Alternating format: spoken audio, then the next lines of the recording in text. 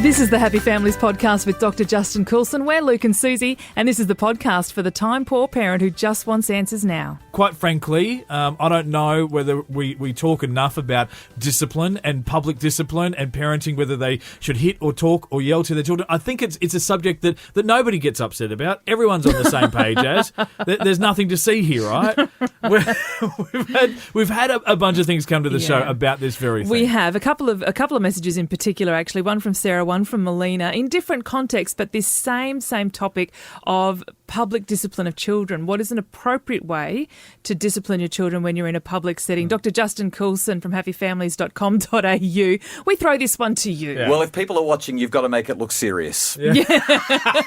You've got to have the angry face and you've got to raise your hand. You might not use it, but you've got to make it look like you're disciplining your children. How to discipline your children in public? That's not the point. What are they doing out of the dungeon? The alternative, of course, to public discipline is when you crouch down in front of your child and you've got a great big smile on your face, so it looks like you're having a really fun conversation, and you're saying to them, if you do that again, I'm going to tear your arms with your off. thumb just slightly squeezing them a little harder than they're comfortable with. All right, I'm going to take this away from the sarcastic answers because I was taught by someone. I went to university for 8.5 years to have an answer.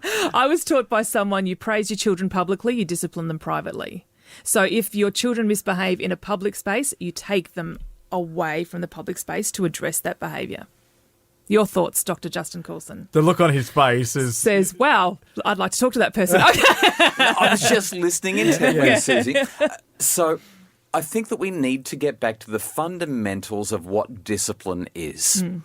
Discipline and punishment are different. And I know we've talked about this before. Punishment means I'm going to hurt someone because I don't like what they've done. Now, I'm paraphrasing the dictionary there, but that's essentially it. Let me hurt you because you're upsetting me. I don't like the way you're behaving. You're challenging me, and I need to punish you for that. I need to make you pay a price. I need to take something away from you or hurt you because of what you're doing. Yeah. Discipline means that we teach, we guide, we instruct, we show a better way. And so should we discipline our children in public? Absolutely. We should discipline whenever they need to be taught, guided and instructed. Of course, when there's an audience, children tend not to be particularly responsive to our efforts to teach them, guide them and instruct them. Similarly, when we try to teach them, guide them and instruct them and they're feeling a bit emotional about life, they tend not to take very much on.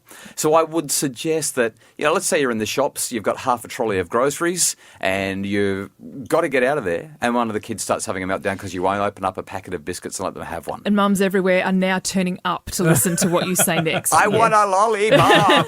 I mean, you can go over and get a piece of free fruit, which supermarkets are now offering them. But if you've got a child who is dead set, I've got to have a lollipop, then it's time for us as parents to set effective limits and to talk things through. So there's a few things that we can do in public. Number one, before you get there, explain what the expectation is. Now, it might be the park, it might be the shops, it could be the beach. It doesn't really matter where you're going or what you're doing. Let the kids know ahead of time and let them know when there's 10 minutes to go, we're going to give you a 10-minute warning. Mm-hmm. When there's 5 minutes to go, you get a 5-minute warning. When there's 2 minutes to go, you get a 2-minute warning, and then we've got to go.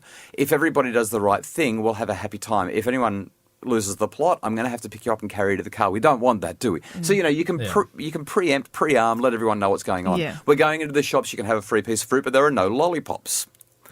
If that hasn't worked for whatever reason, the next thing you do is you validate how they feel. Now, I know this is exactly the opposite to what we want to do. Because what we want to do is say, that's it, I've had enough, get over here. And we want them to validate how we feel. Yeah. or just do what we say they need to do. But validation can go like this. I like the idea of giving them in fantasy what they can't have in reality. Yeah. It's a wonderful way of saying, I get where you're coming from. So this is something that I've done with my kids so many times. We're in the shops, they want the lollipop. I say to them, lollipops are pretty good, aren't they? I like lollipops too. If you were going to have a lollipop, which one would you choose? Wouldn't it be awesome if you could get one that was as big as your fist, as big as your head? And then I turned this thing where I'm showing them I really get how awesome it would be to have that lollipop. And then I said to them, but you remember what we talked about before we showed up, don't you? We can have a piece of fruit or nothing because we're not having treats because we've had too much sugar lately. And that sounds cruel to some people. They're like, my goodness, you've just, made all these almost promises. How good would it be to have this? And then you're saying no. But from an adult perspective, it makes sense as well. So I may have shared this with you once before. I'm looking to buy a new house about a year ago. I'm flicking through the paper. I see a house for sale that's perfect. Lachlan and Sarah Murdoch are selling their Bronte beachfront in Sydney. They only want $13.5 million. Wow. It's only about 13 million more than I've got. And I called out to Kylie and I said, Kylie, I found our house. and Kylie's my wife, by the way. It wasn't some... and Kylie came over and she looked at it and she could have said, how many times do I need to tell you? Would you stop looking at things that are just inaccessible, would never. She could have belittled me. She could have been angry with me. She could have just gone whatever and walked away. But instead, she looked at those pictures and she said, "My goodness, can you believe the view from the bathroom? Yeah. Oh my goodness, look at the way the living area is set up. That is just gorgeous." And then she said, "Oh, Lachlan and Sarah Murdoch, $13.5 million. So what would you like to do about it?" Do you know what I mean? But she validated my feelings. She let me know how it feels. And when our kids are losing the plot, rather than trying to discipline them and tell them how it has to be, I think that it's much better if we try to work out what's going on for them and just show that we understand. You want to stay at the park. You're having so much fun. You wish you could ride your bike here all day. Yeah. We do demand that they live in our world a little bit. It doesn't hurt to live in theirs every now and then. If only to show some empathy before we impose our limits again. Yeah. Now, the last point that I'll make is that if the kids really do need to be disciplined, that is, if what's going on is unacceptable and needs to stop now, perhaps they've pushed another kid over at the park, maybe they're having an absolute meltdown in the shops.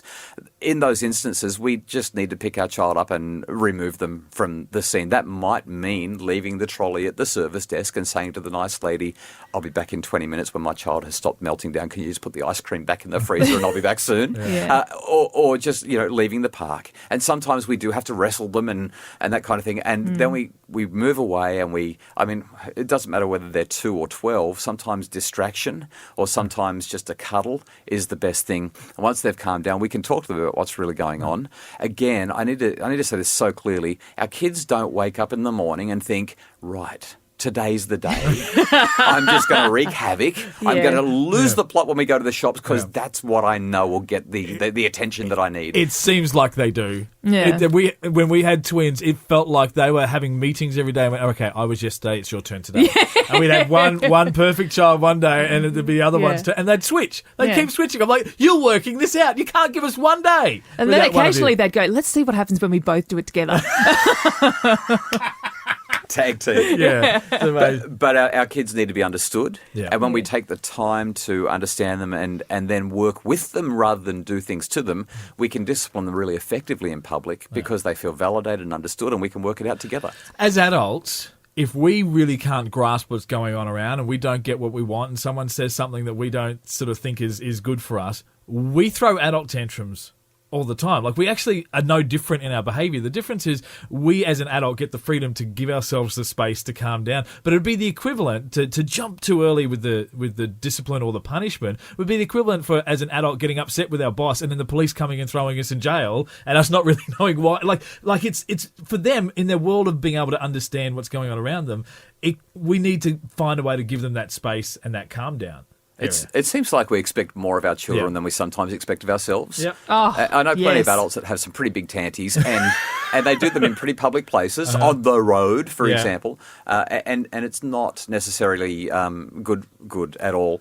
I think that we need to be able to manage ourselves so that we can actually work with our kids. And too many parents can't manage themselves and they get nervous. You're in the shops or you're in the park and your child starts to do something inappropriate, challenging, and we look around and we see 12 sets of eyes on us. Yeah. What's that parent going to do? And so we need to look like we're disciplining our child.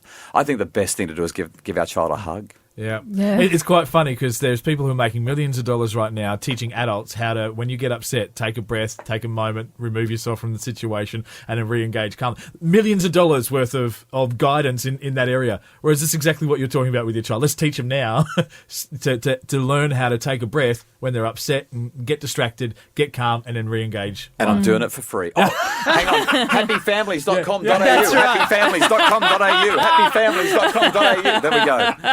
Dr. Justin Coulson, thank you so much for looking at public discipline of children with us. We really appreciate it. Thanks, Luke. Thanks, Susie.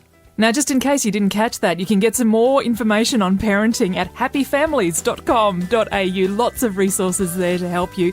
If you're interested, though, in having Dr. Justin Coulson come and speak at your community group or event, you can find out more details on how to book that at justincoulson.com.